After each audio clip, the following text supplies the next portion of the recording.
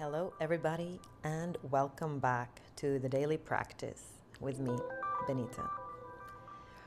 Today's topic is how evolutionary biology shapes mate preferences, collides with modern dating, and invites us to cultivate conscious and sacred love. So, this episode has been inspired by some of the conversations or disagreements or even arguments I've had on X recently.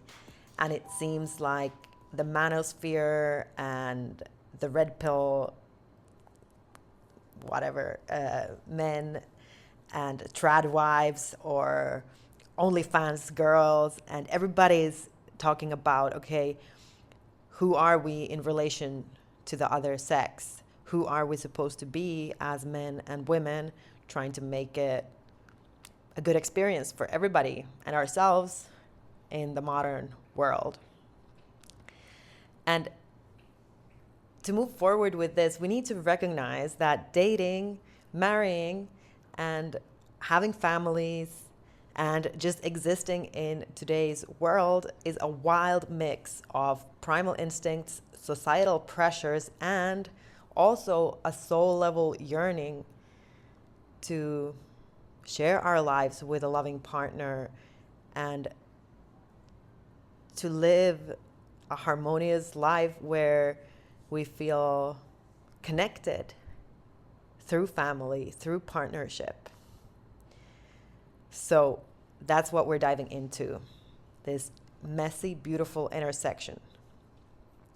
So in this episode, I'm going to talk about how strip clubs are like a microcosm of our mating strategies, or how they highlight in, I guess, a perverted or distorted version of the mating preferences or mating strategies of men and women. Also, we're going to look at how male and female sexual jealousy differ. We're going to look at how certain pop culture relevant items like Beyonce events, music, when a high profile highlights CEO got how women feel concert when they get cheated on his wife, and this is what that feels like for the wife, and how is that different for the husband or the partner of a woman who's cheating, and what the difference is and why that is important in when we're dating or living together with another person, another human, and how this understanding can help us actually live more consciously and have more loving, understanding, and nurturing relationships. So first, we're going to just lay out the science or biology or evolutionary psychology of sexual selection. This is actually something I really enjoyed studying and writing about at university. So I've done extensive research on mate selection criteria, mating preferences, and the like at the University of Glasgow. And it's pretty interesting and wild and eye-opening to really start understanding what the evolutionary drives are when it comes to dating, marriage, infidelity, reproduction, and all those things. So really my favorite essay at university was actually titled, "Do Men and Women Have Fundamentally Conflicting Mating Preferences?" And my answer was yes. And I actually then heavily drew on this research by David Buss. It's called The Evolution of Desire, published in 2003. And he found that women prioritize resources or potential for accruing resources, stability, ambition, intelligence, emotional availability, and protection. And I guess loyalty to some extent. And whereas men's priorities in mate selection include youth, fertility cues, and beauty, which is kind of the same thing. Fertility cues include waist to hip ratio, facial symmetry, clear skin, health, signs of health and well-being. Okay, so why is this? Because women have a higher reproductive cost, i.e., we carry children. We are pregnant for almost a year. And then if you breastfeed your child, which I think you should, you might be tied to your newborn for another year or 2 or 3, however long you choose to nurse. I chose to nurse, for instance, for 2.5 years, and that's how long I was with my baby, all day, around the clock, no exceptions. Okay? This is what drives selectivity. Why are women so picky? Because we need somebody who's gonna be there for us, providing and protecting for at least 3 years per child. Okay? So that's why women are more selective. Men, on the other hand, by default have a lower investment, parental investment. They can stick it in for a couple of minutes, shoot a load, and disappear if they so choose.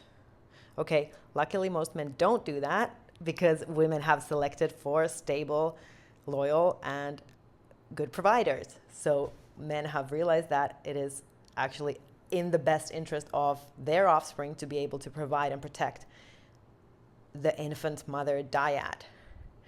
But it still remains that, evolutionarily speaking, the biology is such that men are looking for fertility signals, fertility cues. And if they can have sex with as many women as possible, young, beautiful women, and even if they don't stick around, the chances are that the mother will somehow figure it out and take care of the kid. So their progeny will be more prevalent in the next generation. And that's evolution. That's biology. That's what our bodies want.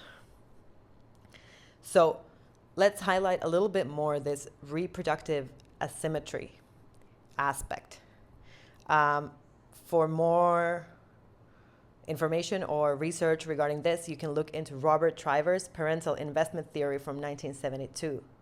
So he agrees that the sex with the greater parental investment, women, is choosier, whereas the other man will compete for access of women or to women. So what are the implications of this? It means that for women, fucking down is fucking up, because you as a woman have something that the men want, which is a womb. You are the one who says yes or no, who gets to enter and who gets to have their genes in the next generation.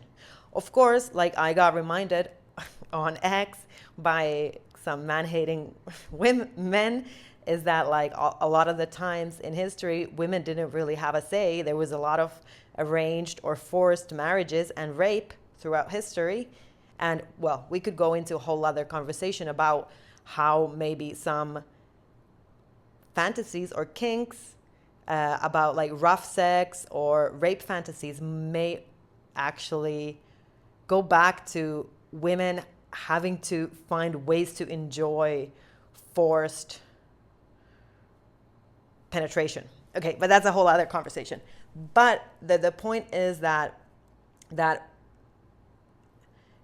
in societies, in cultures where women have a say, which we do in modern, the West at least, mostly, is that it makes sense for women to be choosy and date up. We want a guy who's has more resources, is taller, is richer, is more intelligent, and better than us in every way, so that actually our offspring can inherit those things as well. Because men want, like, okay, so there's a quote: women choose their man from the men that choose her. So that's it. Yeah, it's our job to be picky, and it's our job to choose what gets propagated, what characteristics, genetics, will be present in the future generations. And that's not necessarily selfish. That is actually on a species level. We got to be picky so we don't end up in a world full of losers. Okay, there. Whereas men can be more indiscriminate because they can produce as much sperm as, although actually that's another conversation. Obviously, sperm count, sperm motility, sperm health has been going down, down, down in the modern era. And that's a whole other thing. But in theory, in principle, shooting a load in any girl that walks by is a good strategy for most men. Of course, there's been legal protections put in place so that these men actually would have to be responsible for their children equally, but that's a whole other conversation. I'm just talking about biology now. So obviously this is reflected in modern dating dynamics, and examples such as Leonardo DiCaprio highlight this again in a very extreme way. So Leo is a man who is very, very successful, very high status, and he's getting to be 50 plus years old, but he doesn't seem to date anybody below the age of 25. And women in their 30s, 40s, or whatever are outraged. But this is obvious. Why would he be with somebody who's probably at the end of their fertility window or already past it, somebody his own age, when with his level of status, he obviously has access to anybody he likes. So it's pure biology. He is doing the natural thing, which is swapping out girlfriends as soon as they turn 25 or whatever. For more detail about this, I'm going to link a Forbes article about his dating timeline. But yeah, it's just a reflection of evolved preferences. And this is where women who have been brainwashed or being taught that, okay, no, you do your career first, you do this, and then think about kids. And then when you hit 30, 35, 40, and you still haven't found a husband because you've prioritized your career, then you're mad that there are no good men left. Well, obviously because they want women who are young and fertile and beautiful. Not to say that older women can't be beautiful. And also I do believe that actually older women are very able to still have successful pregnancies and very healthy children, and they can be very, very good and effective and loving and actually more mature as parents as well. But obviously, evolutionarily speaking, it makes sense for guys to go for younger women if they are able to. So then if a successful woman in her 30s or 40s wants a man who's her equal in success and maybe material success or whatever else, she's going to struggle, because this is another thing that men tend to cluster more at the extremes of the standard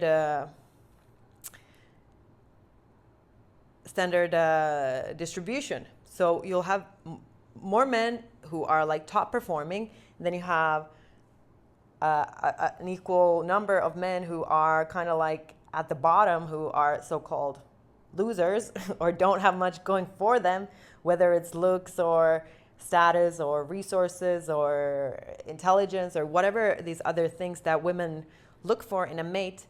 Whereas women tend to be clustered more towards the middle of the standard distribution. So there are more pretty good women that want a really good guy, and they don't want to settle for a shitty guy. So that's where it comes from. And these highly successful men will not want just one average woman.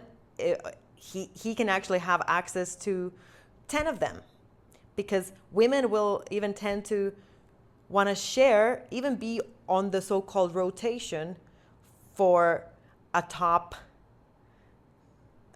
dog, okay? A guy who is highly successful and attractive, then just have one loser to herself. So therefore, okay, that's why polygamy has existed and still does in many societies, because women are better off sharing a high status man than just have one loser to themselves, because that way they are actually more secure and their offspring will more likely be provided for, because that guy, like, we're living in an era where there's more millionaires, more billionaires, more highly successful men than ever before. So you'd rather get a guy who can share some of that with you than somebody who is some kind of incel loser, okay? That sounds harsh, but that's what it is, okay? Yeah. I mean, and then I wanted to just mention what is some kind of microcosm, or like a very crystallized, albeit a little bit perverted example of these dynamics, which is the strip club. It is like a microcosm of mate preferences or sexual selection. These are spaces where young women display fertility cues, beauty, youth, all of those things. And older, often, might be younger, but often older men trade resources for the attention of these young, beautiful, attractive women. And this is just a dynamic that is kind of an amplification or crystallization of these evolutionary patterns. It's just what it is. And it's not to say that it's like an appropriate thing or a right thing, but here we can see what is valued by men and what is valued by women. Women want status, resources, a provider, and men want attention from pretty girls. It's obvious, right? And obviously, okay, then we have even more in the modern day, like OnlyFans, which is an even more perverted thing. And I could go into a whole other tangent about how OnlyFans, especially in our new era of AI, is even more crazy and perverted, because you have like actual AI generated images or videos of so-called young hot girls that men want to look at or have the attention from, but they're actually generated by lonely dudes just like them. So that's the crazy thing.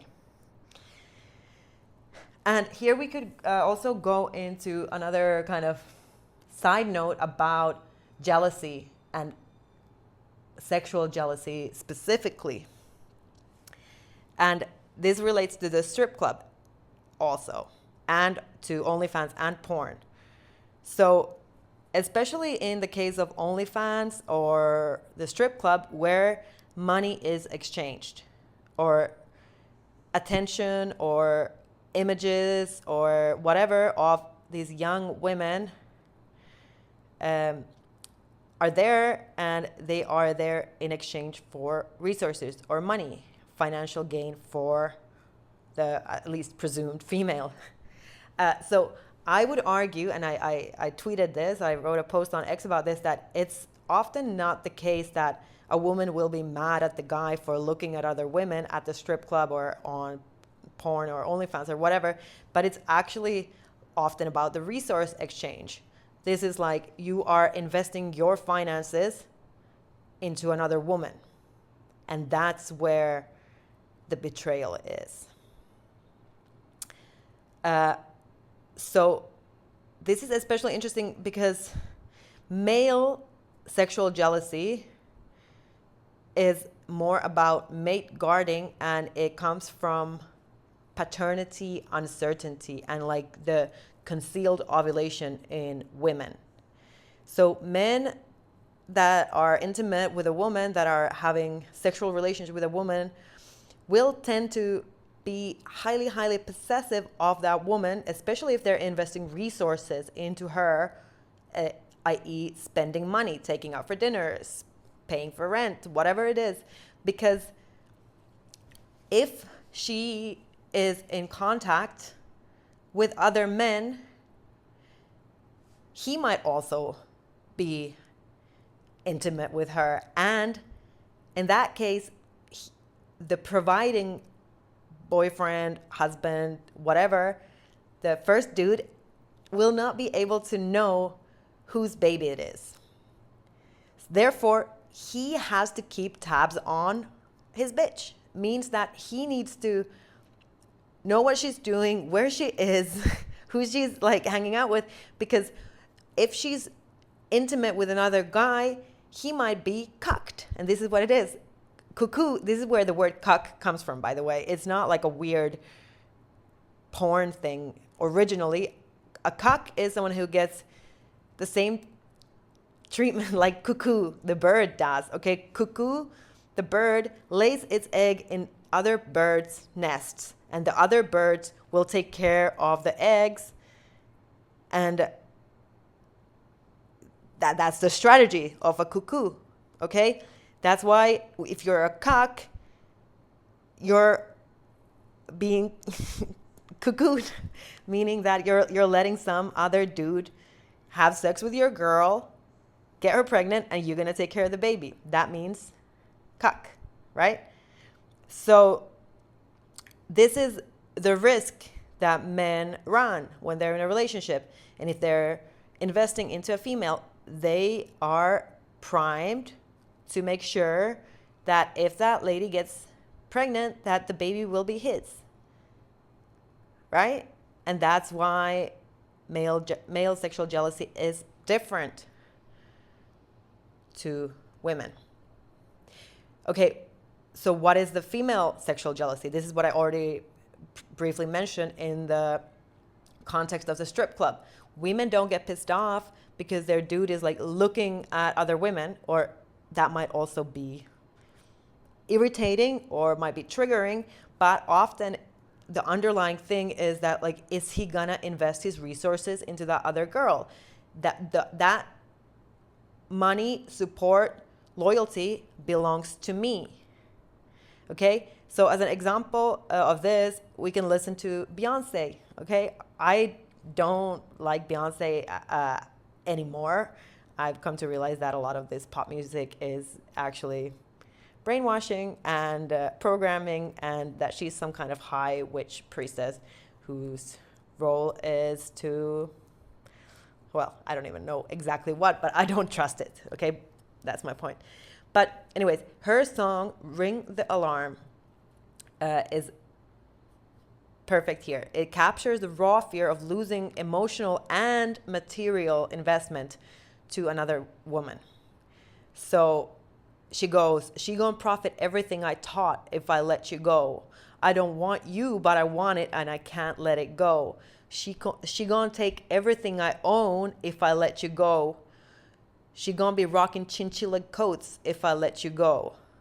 So it's not about the dude necessarily.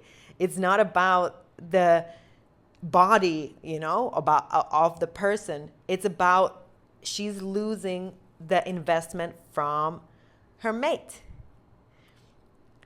There's a rage and a fear of an other woman reaping the rewards of her emotional labor, the shared dreams and life and future with that person.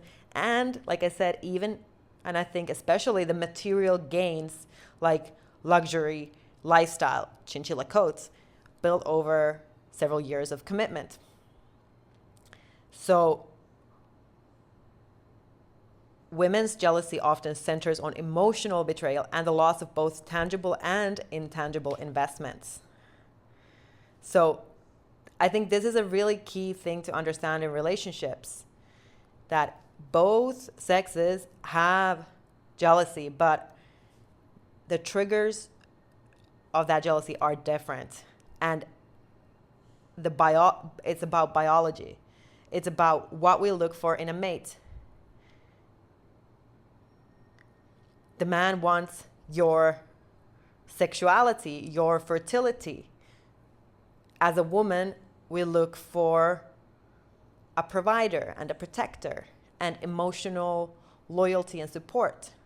That's where the betrayal is for us.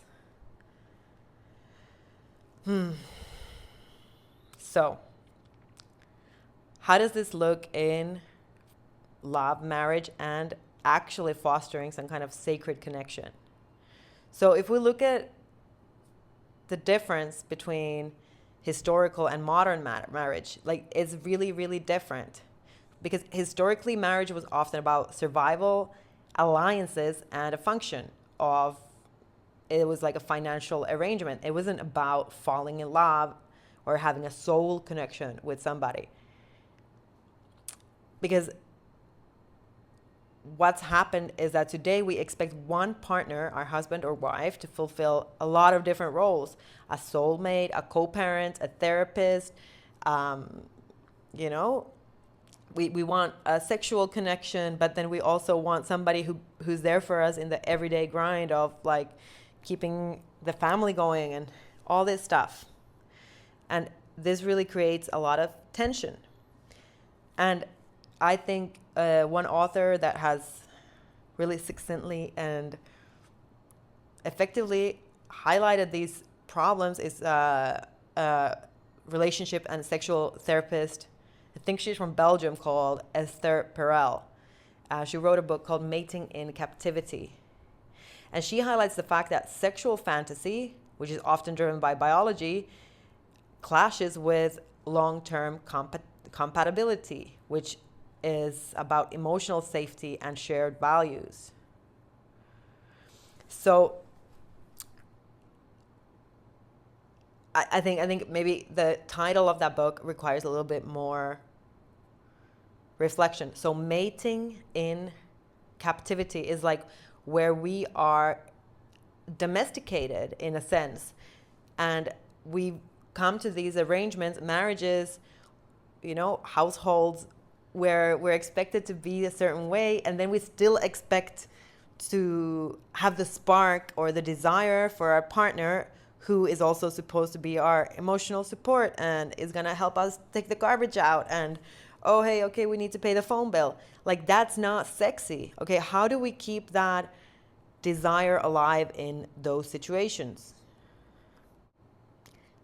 Well, one of the things we can do is like understanding our desires. Okay, why do marriages work or not? It's actually like being honest about who you are as a being. That what are you actually attracted to, and then creating that in the relationship. So she highlights things like there needs to be a certain distance for you to desire something. If you yoked or become one with your husband or wife in every sense, then it's really hard to like want them because you already got them, and you're maybe going to the bathroom with your door open. That's not sexy. Okay, there needs to be an element of mystery, of desire. And that's why like the whole thing with this affair that I mentioned earlier, where this like high performing CEO ends up cheating with somebody at work, it's not that like his wife or whatever wasn't like the right person for him, but it's like the other thing was just more interesting, more novel, more exciting. And there was that tension of like, okay, we're doing something naughty, or it's like it's a natural desire in long-term relationships to have excitement. And when you as a wife become almost like taken for granted, or as a husband, like the natural desire is to like find the thing that you were at the beginning of the relationship, which is exciting and new and something to look forward to, instead of being there nagging or whatever. And I think we are all to some extent guilty of that. And actually, for men and for women, like understanding that we will be attracted to other people, we will have connections with other people throughout. Say if you're married for 10 years, 20 years, 30, 50 years, like you will look at other people and be like, oh damn, they're hot, or hey, I would like to like get to know that person better. But then as a couple, actually being honest about that and deciding, is this something we want to act on or no? Like, okay, yeah, I get it. Like, oh, that's like something, but you choose not to, maybe. Or maybe you do, and maybe that's okay for your relationship. Actually, the same author, Esther Perel, that's how I found out about her initially was, I think it was in the New Yorker, she published an article called In Defense of Adulterers. And there she argued that a lot of long-term marriages don't last despite infidelity, but because of it. That because there was this lapse or there was a certain adventure that one of the partners went on just to come back to remember why they chose their partner or husband or wife in the first place. So, yeah, it's about discerning what's our biological drives, desires, lust versus our true intentions. Are we chasing a dopamine hit of validation, of excitement, of adventure, or are we in the business of building a real lasting love and marriage?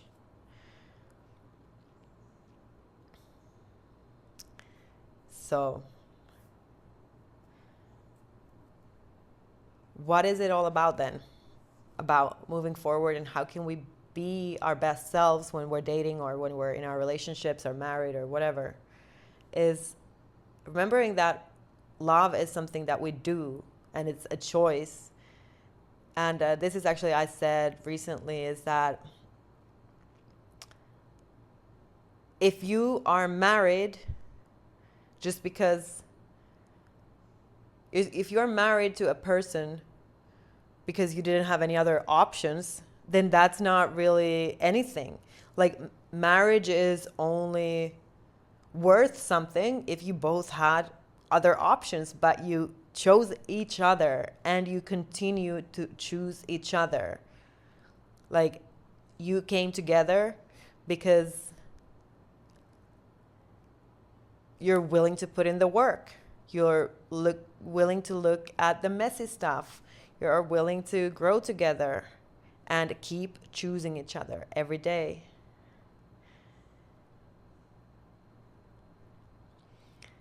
So, are we able to recognize our triggers, recognize our biology, recognize the evolutionary drives, but can we look at that stuff, see it's there, but then from our hearts and our frontal lobes, keep choosing to create a sacred connection of love. So I would like to emphasize right now that none of this is justification for toxic behavior, for infidelity, for raging jealousy on either side, or saying that dropping your wife of 20 years for younger is morally acceptable or desirable, but it's just like recognizing those drives and being human, being aware of what kind of creatures we are and where we come from, and how these things have come to be, and then maybe still choosing to rise above. And also being aware of the fact that maybe age gap relationships are the way to go, and that maybe having a husband who is 10 or 5 or even 15 years older than you are might be a good strategy for women for multiple reasons. Yeah. Anyways, this is not dating advice. This is just me wanting to share some of these concepts from evolutionary psychology, how they manifest in our society, pop culture, our lives, and how being more and more aware of these things and making our choices accordingly and staying in our center and not trying to fight it or getting mad because somebody picked a younger girlfriend or somebody cheated on somebody. Like, just looking at, okay, yeah, those are the drives, but can we be better people? Can we be who we are meant to be? And maybe for some people it means unconventional relationships. So sexual selection in many ways does shape our desires, but we have the power to transform it into something sacred and something different. So this is just an invitation into, look at all this stuff, look at all these patterns or drives with curiosity and compassion. And maybe this is something you want to bring into your daily practice. Maybe you're writing in your journal this evening and you want to think about, what are the things that drive my attraction? How can I feel safer in my nervous system when it comes to relationships, mate preferences? What is really the thing that I yearn for? And what kind of love do I wish to cultivate? There. Okay. I guess this was maybe a lot for some. I probably made it clear that this is something I'm very, very interested in, very, very passionate about.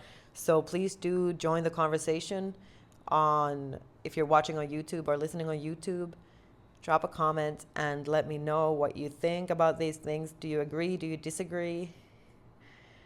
And obviously, please do subscribe to this podcast, my YouTube channel, Daily Practice with Benita.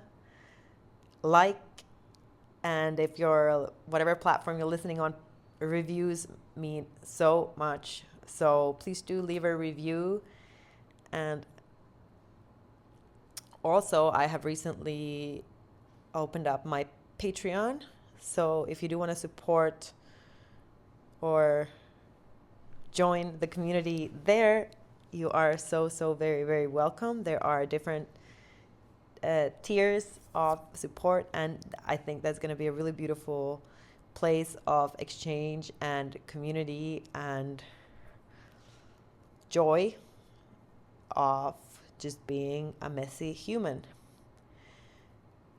And of course, I will continue to post also short practice videos on YouTube every Friday morning.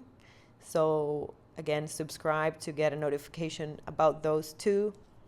And as always, I am active on X, and please do reach out there as well if you want, and maybe shoot me a DM or drop a comment about the kind of topics you'd want to hear about. So yeah, on each platform, it's Daily Practice with Benita. And yeah, thank you for joining me today, and I'll be back next week with some more.